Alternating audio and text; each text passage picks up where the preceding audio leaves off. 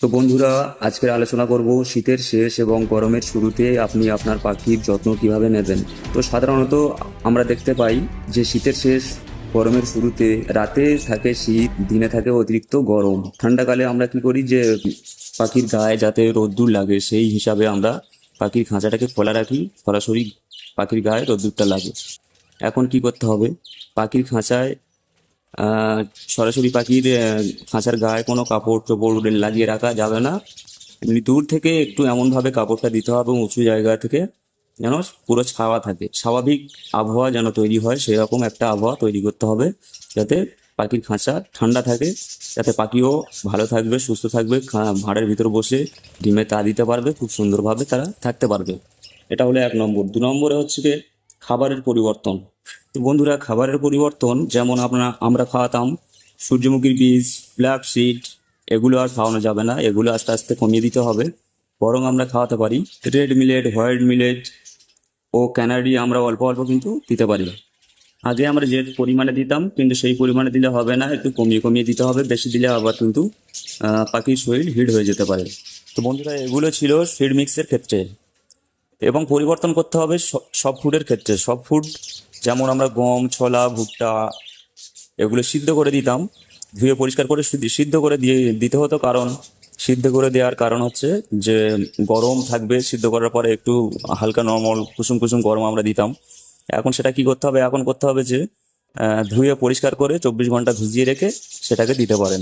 কারণ এখন গরম পড়ে গেছে, গরম করে দেওয়ার আর কোনো দরকার নেই, ওগুলো দিতে পারেন। আর আর যেটা আছে যে পালং শাক, ঠান্ডা জাতীয় যে শাকগুলো আমরা 2 দিন 3 দিন করে সপ্তাহে দিতাম, সেটা কিন্তু এখন আর দেওয়া যাবে না। দিলে খুব কম করে, একদিন দিলে এনাফ, একদিন দিলে চলবে, একদিনের বেশি দেওয়া যাবে না। তো বন্ধুরা, শীতের শেষে কিন্তু খাবারের পরিবর্তন অবশ্যই আনতে হবে। তো এবারে শুনবো আমরা 3 নম্বর পয়েন্ট। তো বন্ধুরা, যেমন আমরা জল দিতাম, ঠান্ডার সময় জল দিতাম গরম করে ফুটিয়ে, তারপরে ঠান্ডা করে নর্মাল টেম্পারেচারে যখন এসে যেত আমরা গরম করার পরে পাখিকে প্রোভাইড করতাম। কিন্তু এখন সেটা আর করতে হবে না, করার দরকার নেই। আপনারা সকালবেলা টিউবওয়েল থেকে পরিষ্কার জল এনে পাখিকে দিতে পারেন, তাতে পাখিরা খুব ভালোভাবে খাবে। আর আগে আমরা 2বার করে দিতাম, এখনও 2বার দিলে খুব ভালো হয়।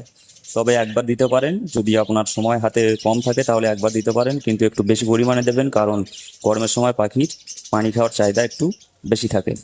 এবং তাজা ফল আমরা কি ব্যবহার করতে পারবো, যেমন ধরুন তরমুজ দিতে পারবেন, শশা দিতে পারবেন, ধরুন গাজর দিতে পারবেন। আর শাকসবজি, কাঁচা শাকসবজি যেমন সিজনে এখন উঠছে কাঁচা শাকসবজি, শাকসবজি দিতে পারবেন। যেমন কলমি শাক আগে আমরা দিতে পারতাম না, পালং শাক দিতে পারতাম না। পালং শাক ঠান্ডা জাতীয়, কলমি শাক ঠান্ডা জাতীয়, কিন্তু এখন আপনারা দিতে পারবেন যেহেতু গরম পড়ে যাচ্ছে। এগুলো দিলে কি হবে, পাখির শরীরটা একটু ঠান্ডা থাকবে, তাতে পাখি সুস্থ থাকবে। তো বন্ধুরা, এখন আমরা জানবো 4 নম্বর পয়েন্ট। তো বন্ধুরা, গরমের সময় কিন্তু পাখিদের হজম শক্তি একটু কম থাকে। তো বন্ধুরা, এখন হজম শক্তি বৃদ্ধি করার জন্য একটা জিনিস খাওয়াতে পারেন, যেটা হচ্ছে মটরশুঁটি। মটরশুঁটি খেলে হতে থাকে ভিটামিন, ফাইবার, হজম শক্তি হতে বৃদ্ধি করে। আর অবশ্যই সপ্তাহে 2-3 বার তুলসী পাতা খাওয়াবেন। তুলসী পাতা খাওয়ালেও হজম শক্তি বৃদ্ধি করে, তবে সকালবেলা দেবেন না, দুপুরের দিকে তুলসী পাতাটা দেবেন, দিলে তাতে হজম শক্তি বৃদ্ধি করে। তো বন্ধুরা, এখন আমরা জানবো সব থেকে ইম্পর্টেন্ট পয়েন্ট, 5 নম্বর পয়েন্টটা আমরা এখন জানবো। তো বন্ধুরা, আপনার কলোনি হোক বা খাঁচাতে আপনি পাখি পালন করেন, এখন সেটাকে খুব ভালো করে পরিষ্কার করতে হবে। কারণ আমরা ঠান্ডার সময় কী করতাম, পরিষ্কার খুব ভালো করতে হতো না, কারণ তখন ধুলো ময়লা উঠতো না, সব কিছু ঠিকঠাক বসে থাকতো, ধুলো ময়লা উঠতো না, হতো না, অতটা পরিষ্কার করতেন না। কিন্তু এখন পরিষ্কার করা ইম্পর্টেন্ট, কারণ ধুলো ময়লা উঠবে, তাতে শ্বাস প্রশ্বাসের তাদের ক্ষতি হতে পারে। পরিষ্কার রাখবেন। আর যাতে ঝাঁপটা পিছনে হোক বা সামনে সবসময় তোলা রাখতে হবে, যাতে এপার থেকে হাওয়া ঢুকে ওপার থেকে বেরোতে পারে। তো বন্ধুরা, যতই পরিষ্কার রাখবেন আপনার খাঁচা হোক বা কলোনি, ততই দেখবেন আপনার পাখি সুস্থ বা স্বাস্থ্য ভালো থাকবে, সুস্থতা বোধ করবে, তারা খুব ভালোভাবে উঠতে পারবে, কষ্ট হবে না।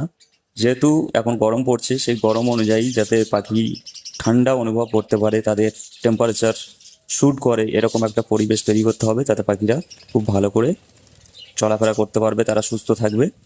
তো বন্ধুরা, এতক্ষণ সঙ্গে থাকার জন্য অসংখ্য ধন্যবাদ। যারা নতুন এখনও আমার চ্যানেল সাবস্ক্রাইব করেননি, সাবস্ক্রাইব করে পাশে থাকা বেল আইকনটি বাজিয়ে রাখবেন, কারণ এরকম ভিডিওর নোটিফিকেশান সবার আগে পাওয়ার জন্য। আর যে সমস্ত বন্ধুরা এই চ্যানেলটি সাবস্ক্রাইব করে রেখেছেন তাদেরকে অসংখ্য অসংখ্য ধন্যবাদ। পরবর্তী ভিডিও আসা পর্যন্ত আপনারা ভালো থাকবেন, সুস্থ থাকবেন। ধন্যবাদ।